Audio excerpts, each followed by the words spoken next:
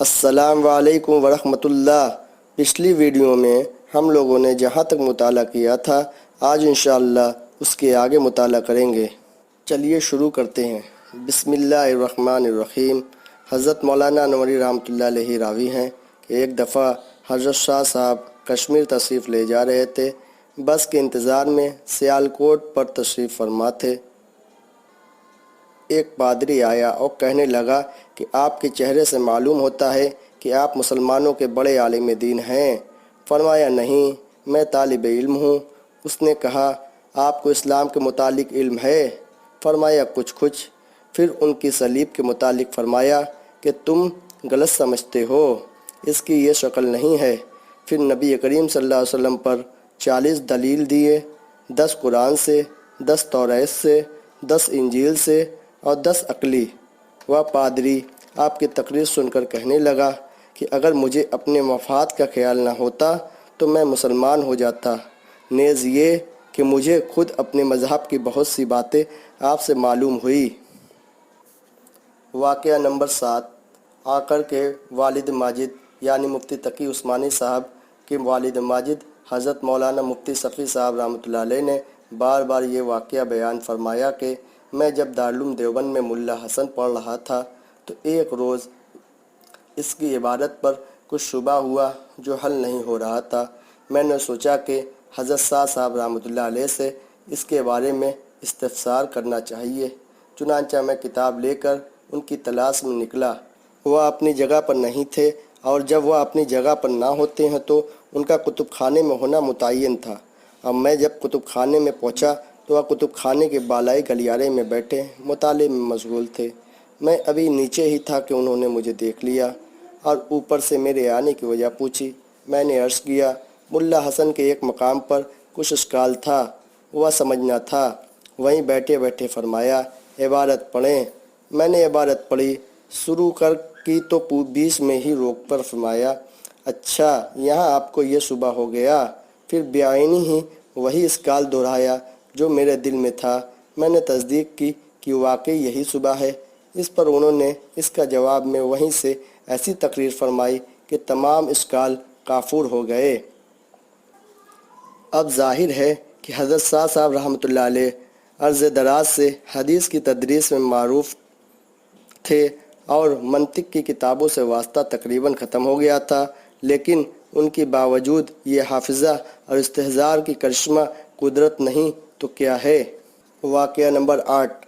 آقر یعنی مفتی تقی عثمانی صاحب نے اپنے والد ماجد سے بھی سنا ہے اور شیخ الحدیث حضرت مولانا یوسف صاحب بنوری رحمۃ اللہ علیہ سے بھی کہ حضرت شاہ صاحب رحمۃ اللہ علیہ نے 1321 ہجری میں علامہ ابن الحمام رحمۃ اللہ علیہ کی مشہور شرح ہدایہ فتح القدوری اور اس کی تکملہ کا مطالعہ 20 سے کچھ زائد ایام میں کیا تھا، اور کتاب الحج تک اس کی بات تخصیص بھی لکھی تھی، اور انہوں نے صاحب ہدایہ پر جو اعتراض کیے تھے ان کا جواب بھی لکھا تھا۔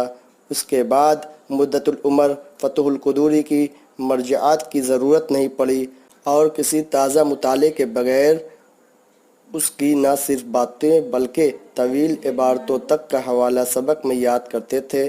اور حضرت مولانا بنوری رحمۃ اللہ علیہ فرماتے ہیں کہ انہوں نے 1347 ہجری میں ہم سے یہ واقعہ بیان کیا اور فرمایا 36 سال ہوئے پھر مراجعات کی ضرورت پڑی، اور جو مضمون اس کا بیان کروں گا اگر مراجعات کرو گے تو تفاوت کم پاؤ گے۔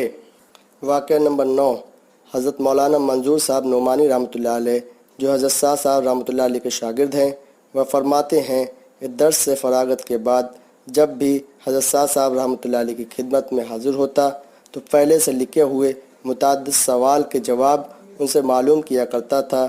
ایک دفعہ کی حاضری میں ترمذی شریف کی ایک عبارت کا حوالہ میں نے دیا اور عرض کیا کہ اس عبارت میں یہ اشکال ہے۔ بہت غور کیا لیکن حل نہیں ہو سکا۔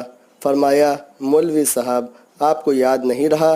مجھے خوب یاد ہے کہ جس سال آپ دورے میں تھے اس موقع پر میں نے بتایا تھا کہ یہاں ترمذی کی اکثر نسخوں میں ایک غلطی واقع ہو گئی ہے، لیکن لوگ سرسری طور پر گزر جاتے ہیں اور انہیں یہ پتہ بھی نہیں چلتا، ورنہ یہ اشکال سب کو پیش آنا چاہیے۔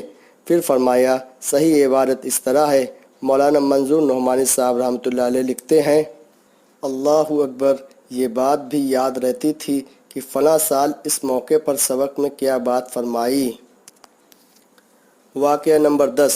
حضرت مولانا قاری محمد طیب صاحب رحمۃ اللہ علیہ فرماتے ہیں کہ مجھے اپنی ایک تصانیف کے سلسلے میں ابو الحسن کذاب کے حالات کی ضرورت تھی۔ مجھے ان کی تاریخ نہ ملی، چنانچہ میں حسب معمول حضرت صاحب رحمۃ اللہ علیہ کے دور دولت پر پہنچ گیا۔ اس وقت مرض وفات آخری حد پر پہنچ چکا تھا اور 2-3 ہفتے بعد وصال ہونے والا تھا۔ کمزور بے حد ہو چکے تھے۔